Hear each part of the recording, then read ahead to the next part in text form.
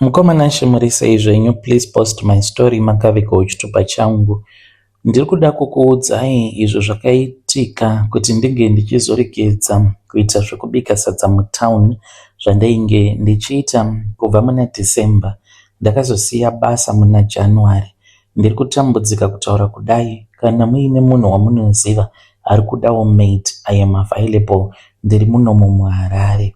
Ndainge ndiine basa rangu rakanaka, even though ndainge ndichipiwa mari shoma, but amai ivavo ndainge ndatovashandira kwe2 years. Takazongonetsana, patakanetsana ndepekuti vainge vachindipa only $80. Mari yacho yainge isingambokwiri. Vaingotorawo advantage yekuti tinonamata kusame church, ndokubva ndangoramwa basa. Mushure mekunge imwe best friend yangu uyo wandichati pati anditsvakira basa. Mukomana Shimurisei, thank you very much nezvirongwa zvenyu.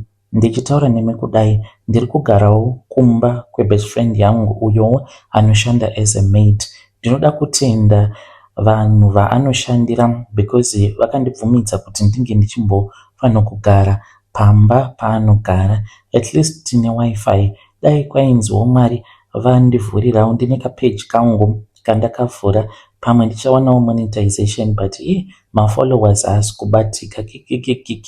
Musazoti blema kana tikazongokaruka taita maview once, because hey, poverty na poverty war. Saka ndakawana basa rekubika pacanteen ndichangoti pedyo nepaCopacabana muHarare. Saka vatengi vainge vasingachawaniki zvekudaro because vanhu vanenge vawandisa vanoitawo zvekubika masadza awa. Saka ndakabva ndachizotanga kuona mashura mushure mekunge madam boss vangu vava kutiudza kuti tinofanira kuti tinge tichinonoka kuchaisa mukoma. Tainge tobuda mutauni sometimes kuma12 midnight.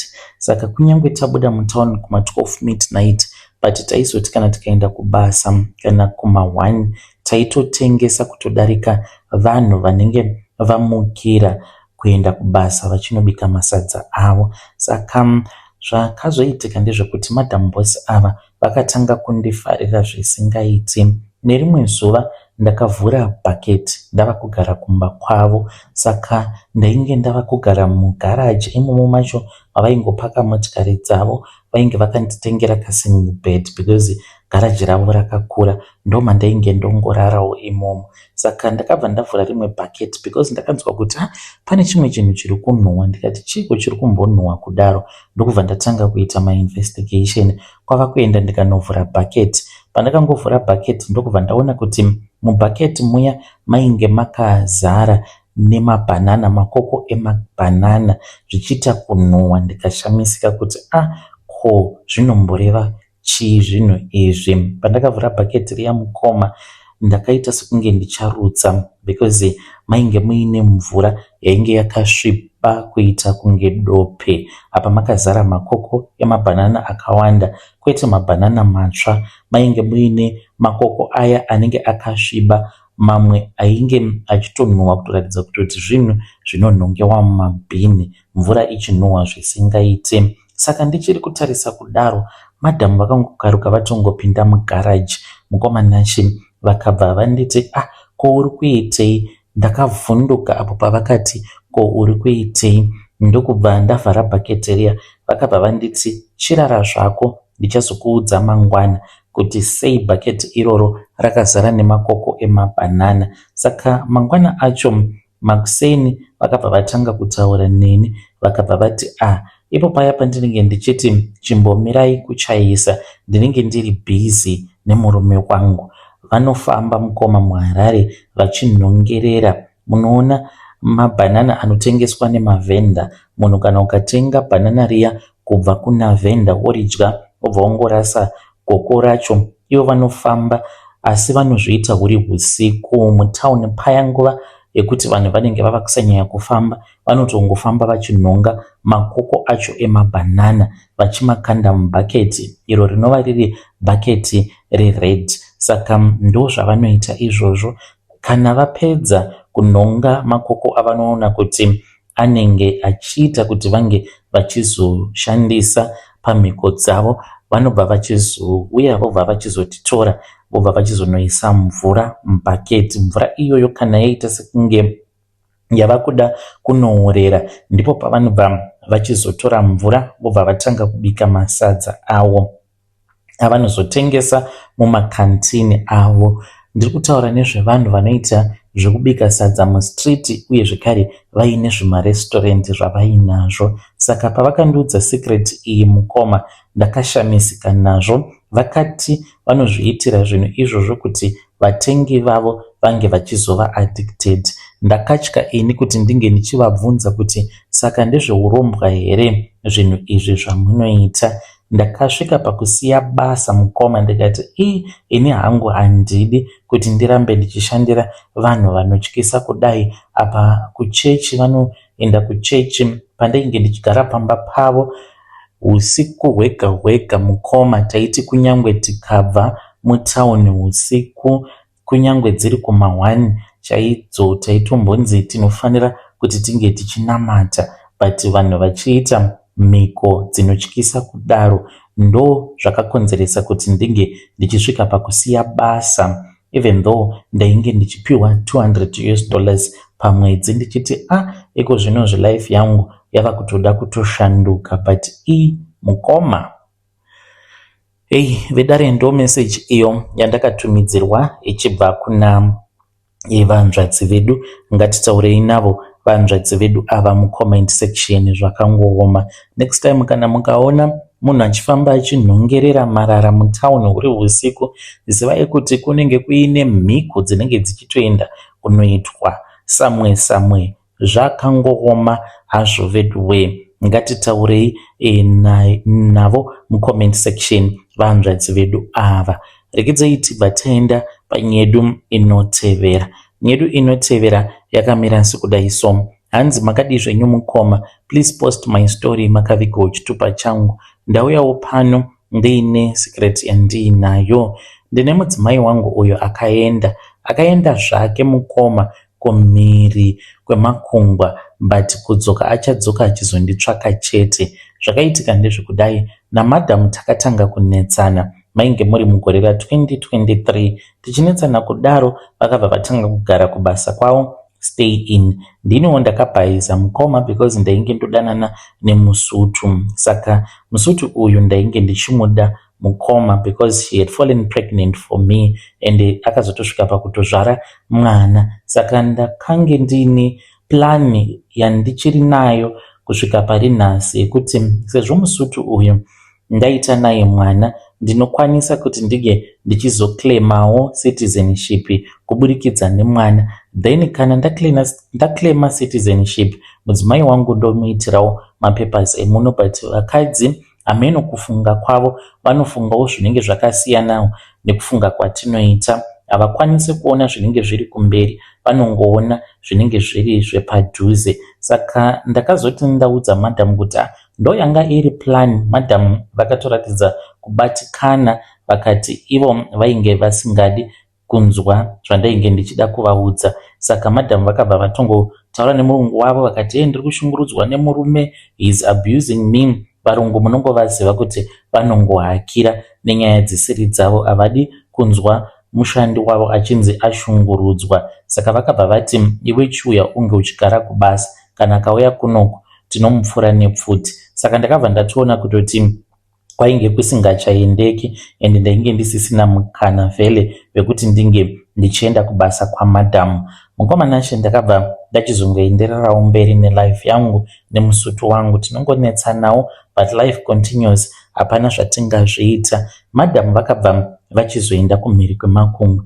asi vasati vaenda kumhiri kwemakungwa ndakasvika pakuvajuta ndikati madhamu chimbosvikai kudheni ndakusuwai this and that. Ndakavajuta nekuti ndikuda kuti tinge tichitenga hembe dzevana vakafara tikasangana kumall. Ndikavakumbira ndikati mukadzi wangu ndakusuwa hande tose kumba, akabvuma zvake ndokubva tachizorara tose. Takati tarara tose kudaro mukoma tine kajira katakashandisa tukujira twake twaainge akangosiyawo. Saka ndakabva ndangotorawo kamwe kajira ndokubva azvipukuta ina handina kuda hangu kuzvipukuta ndokungosiya zvakadaro because ndainge ndiri munhu ainge aine zvaainge akatageta. Ndokubva tachizoti tapedza kurara tose tikambotaurirana namadhamu atina kunzwisisana. Kana vanhu makarambana munenge makarambana nekuda kwechikonzero, ende zvikonzero izvozvo ndo zvinozokonzeresa kuti munge muchizonetsana zvekare. Saka kunze kwakazosara koidza zvako, but madhamu vainge vatofuratira vasina kuwirirana nenhau yebarika yandainge ndavaudza. In secret madhamu chandainge ndisina kuziva ndechekuti madhamu ivo vainge vava kutoita zvemakosi avo ekuti vange vachikwanisa kuenda kumhiri kwemakungwa. Havana kuda kundiudza because shasha yaizviziva kuti ndaizokwanisa kuzokumbira for muchato kuitira kuti ndige ndichikwanisa kuzovatevera. By the time when I found out ndakangoti hazvinei, hazvina hazvo basa, munhu ndizvo zvaanenge asarudza izvozvo kuti ange achizoita. So madhamu vakaenda, ino ndokubva ndaenda kun'anga. Ndichitaura nemi kudai so mukoma, kune altar iyo iriko kumba kwen'anga. Kana ndoda zvangu madhamu vachadzoka vega vachiva kuzondikumbira ruregerero, then ndobva ndachizoita sarudzo manju yekuti ndoita sei naye munhu. Haangatika tazvara tose vana tagara tose wongobuda muAfrica wongondisiya. Apa plani yangu yainge isina kumboshata mukoma because zvaizvezvi akangoita hake dzungu, but ndiri kutofamba ndikutodzifambira nyaya dzacho dzekuti ndige ndichikwanisa kuzoclaimawo citizenship kuburikidza nemwana wandakazvara nemusutu. Kune vaya vanoti maybe hasi mwana wako aiwa kani, imi musataure zvinhu zvamusingazivi because ndakatoenda naye kuLandsnet tikatonoita DNA, mwana akatobuda ari 100% mwana wangu. Uyu asiyana nemasutu enyu amunoziva echinherera. Munhu anotoshandawo kabasa kake karibo, munhu aitongodawo muzimba anogona kumusvitsa paaiti ainge asingakwanisi kusvitswa nevarume vemuno muSouth Africa. Saka makasa mombogara pasi kana musinganzwisisi. But mukoma, ndo secret yangu yandiinayo, handina advice yangu yandinoda kubva kwamuri. Maplans angu ndakatoita nechikare, asi isecret yandiri kungoda kungoshare nemi. Vedare ndo message iyo yandakatumidzirwa ichibva kuna mukoma vedu. Anzi ndangouya pano kuti ndinge ndichingoshare nemi, handisi kuda maadvices enyu nekuti hamuna zvamunoziva. Zvakangooma hazvo vedu we, ngatitaure navo mucomment section. Rekidzai tibva taenda panyedu inotevera. Nyedu inotevera yakamira sekudai so. Hanzi makadi zvenyu mukoma, please post my story makaviga chitupa changu. Inini ndine dambudziko umbesa randinoda kuti muge muchizondibatsira naro. Ndinochiva mukadzi akaita semabhiza. Ndiri munhu ane mari dzake. Ndinogara kunonzi kuSenton muJoburg. I am an engineer by profession. Mudzimai wangu ndichangoti she is a medical doctor kurasisa vavengi. Zvinhu izvi zvakatangira tichiri kumombe, zvichiri kungonditambudza kusvika pari nhasi.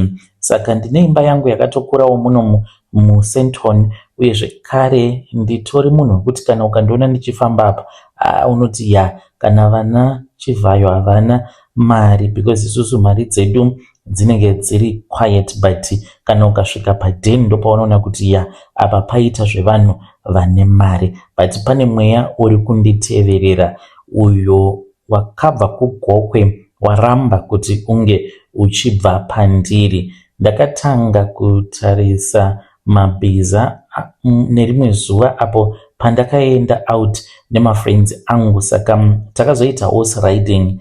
Ndakabva ndachizoti ndiri kumashure kwerimwe bhiza gadzi ndokubva ndatanga kuritarisa. Zvinhu izvi zvakaitika mainge muri muna 2024, dambudziko parakadzoka kwandiri. Pose apa ndaiva munhu wekuti kana ndikangonzwawo kuda munhukadzi ndaitanga ndamboenda painternet ndobva ndatarisa mavideo evanhu vanenge vachiita bonde nemhuka. Saka physically zvinhu zvandainge ndakaguma kuzviita kudhara ndainge ndichingozviitirawo online, ndichingotarisawo mavideo kungoti ndige ndichingozvigutsa mwoyo wangu, because kana ndikasatarisa mavideos acho ndinoita sekunge ndava kuda kutobatwa nepanic attack. Saka zvakabva zvandidzosera kumashure kugokwe uko pandainge ndichiriwo mukomana wechidiki. Ndine mudzimai mukomanashe, tine mari, but maitiro angu ndatova mhuka. Saka ndiri kureurura kuti ndava kutya kuti ndinokwanisa kuzobatwa ndakazadza mavideos akadaro mufoni mangu nemudzimai, because mamwe ndinotodownloada ndichimashandisa nenzira dzangu. Ndinotya kuzonyadzisiwa kuti zvimwe kuda maybe ndinenge ndiine mhiko dzandiinadzo dzeurombwa, izvo kwani handina kuromba ini, zvinhu zviri kungozviita zvega. Zvinhu izvi zvakatanga apo pandainge ndichiri mukomana wechidiki. Taiti tiri kumafuro zviya, taipota tichirara nemombe dzatinenge tichifudza, taingoitawo misikanzwa, but vamwe vangu mukomanashe vakasvika pakuzoitawo magirlfriends. Vaita magirlfriends kudaro ndokubva varegedza kuita zvatainge tichiita zvekurara nemadhongi, mbudzi nemombe, but kusaidi kwangu handina kukwanisa kuti ndige ndichiita saizvozvo. Ndiri munhu naturally anotongonyara, and I'm not very social zvachose. Saka nekuda kwekuti handisi social, zvakabva zvachizondiremera kuti ndige ndichisiya system yangu, because chandainge ndichada pamunhukadzi ndainge ndichada chii chaizvo, because zvandaida ndaizviwana pamombe, ende kana riri sedhongi rinotongotesta kuita kunge munhukadzi zvakatongofanana, hazvina kana kutombosiyana kana nekubata kwacho. Saka izvozvo zvakakonzeresa kuti ndikwanise kusvika kuyunivhesiti ndichifokasa pazvidzidzo zvangu, because vanhukadzi ndainge ndisinei navo, ndisina chekuita navo, because ndainge ndichinzwa ndiri satisfied nekurara kwandainge ndichiita nemadhongi nembudzi, ndichitoziva kutoti mbudzi kana kuti dhongi rekwananhingi, dhongi iroro rinofaya kusvika palevhel rakati. Ndaitova nenguva dzekuti ndaiti usiku kana ndikamuka zviya, kana ndikashaya hope, zvekuti unomuka pakati peusiku woshaya hope, woshaya kuziva kuti woita sei, ndaikwanisa kutongotanga kungofamba ndotoenda kana kumatanga ndototsvaka kana mombe yandinofarira, ndobva ndatorara nemombe iya. Pandinodzoka kumba ndobva ndatongoti kubu ndotorohwa nehope, ndobva ndatorara zvangu kuzomuka mangwana kumakuseni kana kuma9. Handitozivi kuti ndodii mukomanashe. When you post muzongondizivisawo chivi chandiri kuita. Ndinonzwa kuti ndakasviba chaizvo. Vedare ndo message iyo yandakatumidzirwa ichibva kuna mukoma vedu. Ngatitaurei navo mukoma vedu ava mucomment section. Maybe repentance is the only key. Kana kuri kunzi matadza kuenda kumatherapist, dai mamboedza kunamata, kutaurawo naMwari, because apa muri kuzvikanganisa, apa muchitadzira zvekare zvisikwa zvaMwari. Ngatitaurei navo mucomment section. Hanzi ndine mari yakawanda, but dambudziko ndiroro rekuti handichivi vanhukadzi, hanzi handihuriri mukadzi wangu, ndinongoita zvekungochiva mhuka. Pakaipa. Ngatitaurei navo mucomment section. Regedzai tibva taenda panyedu inotevera. Nyedu inotevera yakamira sekudai. Hanzi mukomanashi makadii zvenyu. Mamwe masecrets nemaconfessions anonditsamwisa chose. Ndine confession yandakanzwa muchiiverenga yemurume wekudzingisa vanhu kuspa. Ndauyawo nenyaya yangu. Saka isusu mukambani yatainge tichishanda takasvika pakurova umwe wedu muZimbabwe. Takamurovera kutruck stop tiri kuZambia, akazoshaika, akafa, zvese zvanadhudhula zvisati zvatumbovako. Ndichati zvakaitika kuma2015. Taishandira umwe murungu ainge aine matruck ake. Saka akabva achizoti maZimbabwe ndimi muchaita cross border, taenda kunana DRC. Saka dambudziko rake muchinda iyeye aida kuzviita munhu ari holy soul, ende pabasa zvinhu zvesiri bhoko kuti uri kushanda nevamwe vanhu then woda kuzviita uholi hwekuti kana vanhu vakaita madhiri pabasa unenge uchivamhangarira kumurungu. Saka takatanga kudzingwa mabasa nemurungu one by one.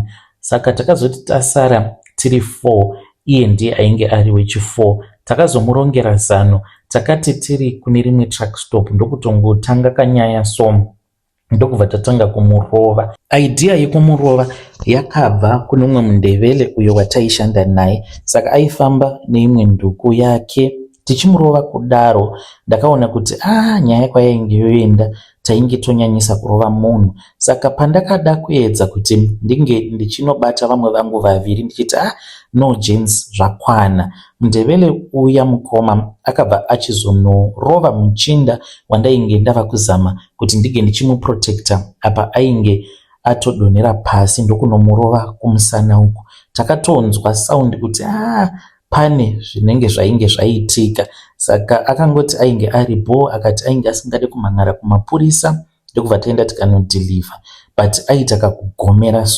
ndaimunzwa pose pandaiswedera padhuze naye kuti munhu uyu kufema kwake ari kugomera. Takazoti tadzoka kuSouth Africa ndokubva angopaka truck rake akabva aenda kumba kunoona mudzimai wake, haanawo kumbotaura nezvayo nyaya yacho. Ndakazongonzwa ndava kufonerwa nemurungu ndichiudzwa kuti Richard ainge aendeswa kuchipatara nemudzimai wacho because ainge asiri kunzwa zvakanaka. Richard akafa asati aadmitwa muchipatara, ainge achiri mucasual ndokubva atoshayika.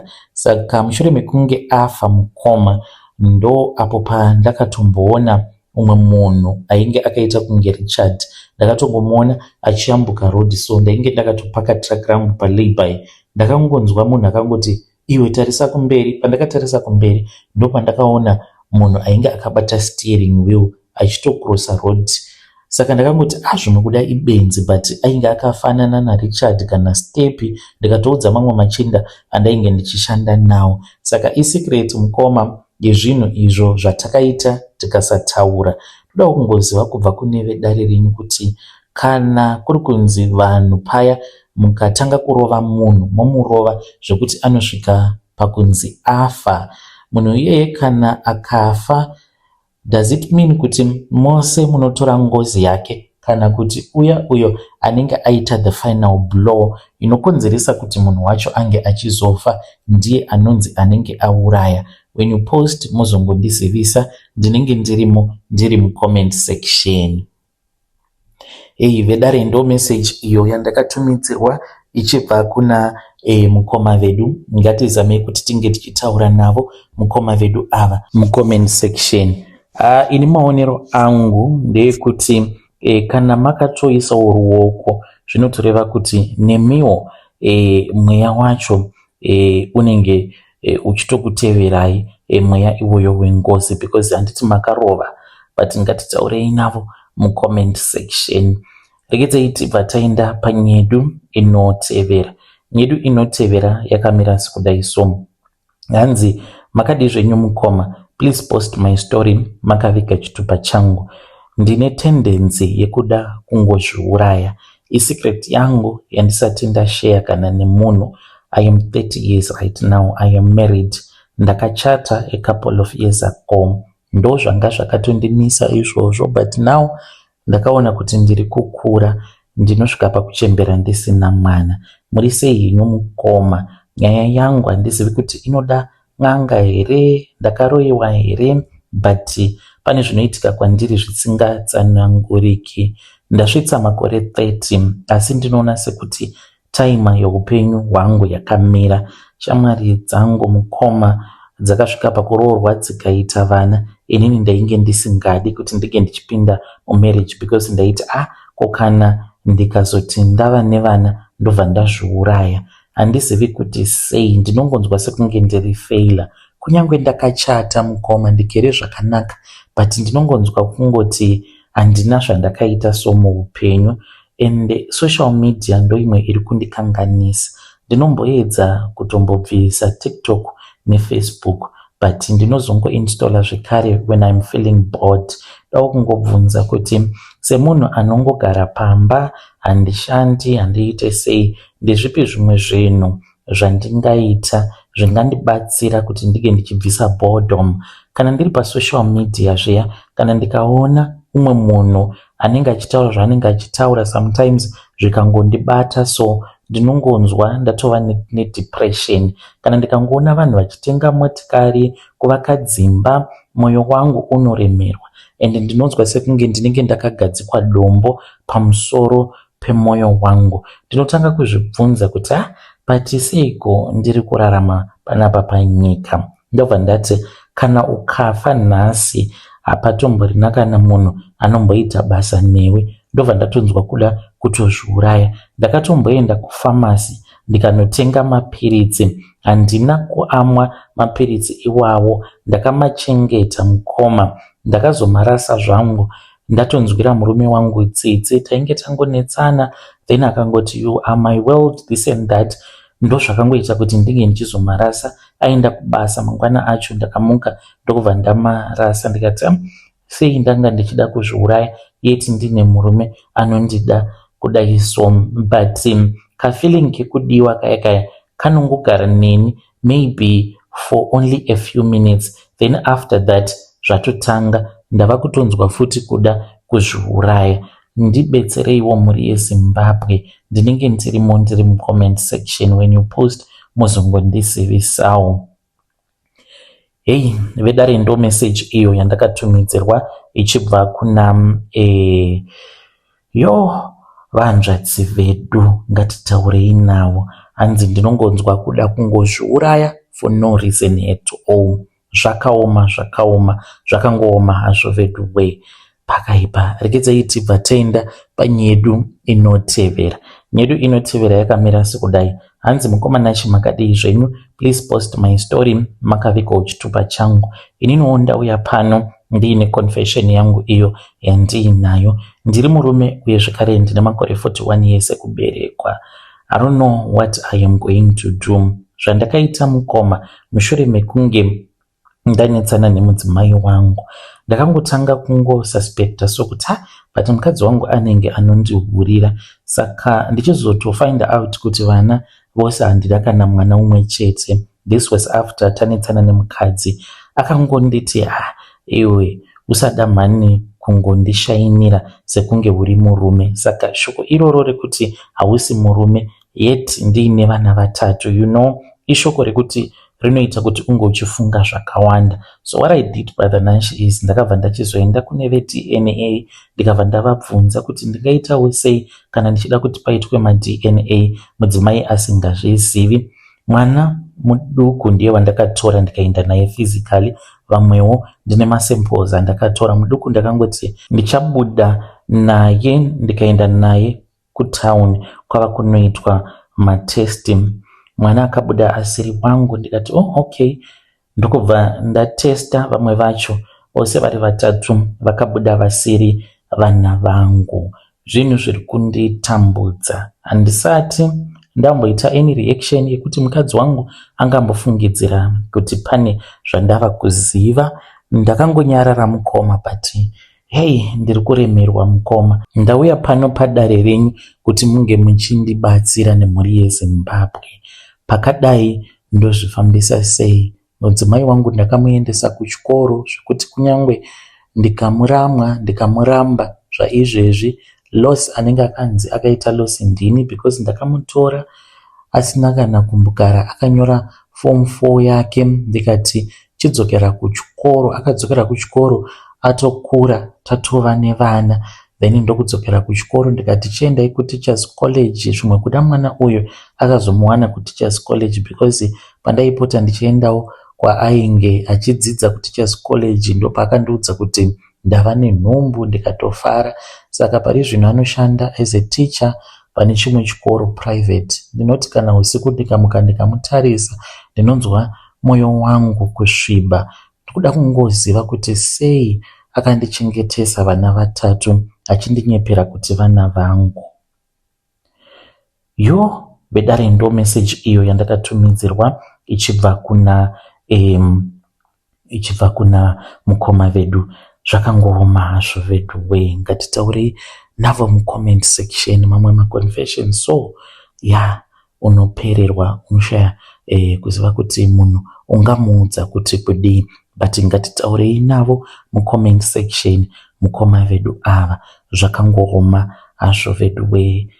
Ngatisanganei zvekare mune zvimwe zvirongwa zvinotevera.